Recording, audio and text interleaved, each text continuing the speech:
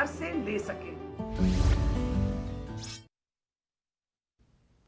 कानपुर में 2 दिन कबल फजलगंज थाना इलाके में शौहर, बीवी और 12 साल के बच्चे का बेदर्दी से कत्ल कर दिया गया था, जिसके बाद शहर में 24 घंटे में हुए 5 कत्ल से हर तरफ सनसनी फैल गई थी। ताहम पुलिस ने मुस्तैदी का मुजाहरा करते हुए 48 घंटों के अंदर डीसीपी क्राइम सलमान ताज की क़यादत में कत्ल की वारदात का खुलासा कर दिया।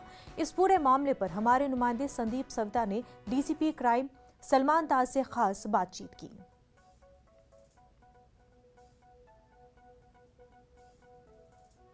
2 अक्टूबर को कानपुर में जिस तरह से ट्रिपल मर्डर हुआ, उसके बाद पुलिस की मुस्तैदी दिखाई दी।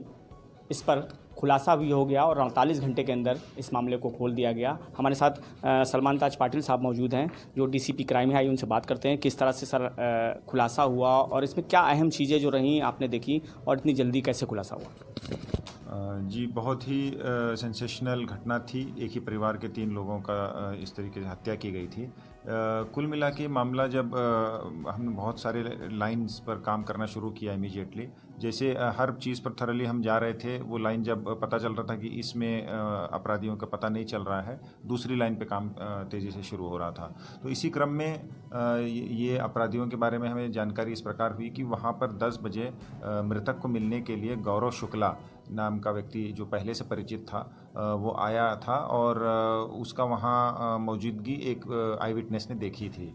तो जब गौरव शुक्ला से हमने उसका पता लगाने का कोशिश किया, वो अपने जनपद इटावा में वहाँ चला गया था। वहाँ पुलिस टीम गई और किसी तरह उसको अप्रीहेंड किया।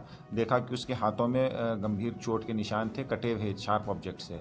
तो और संदिग्धता बढ़ी, उससे बातचीत की गई कैसे लगे ये निशान, और उसके पूरा इंट्रोगेशन जब किया गया, एक रॉड से तीनों को पीटा और उनको बेहोश कर दिया और उनकी चेहरों पर पॉलीथीन बैग बांध के चार्जर से और रस्सी से उसको बांध दिया और दम घुटने से उनकी हत्या होना प्रतीत हो रहा है।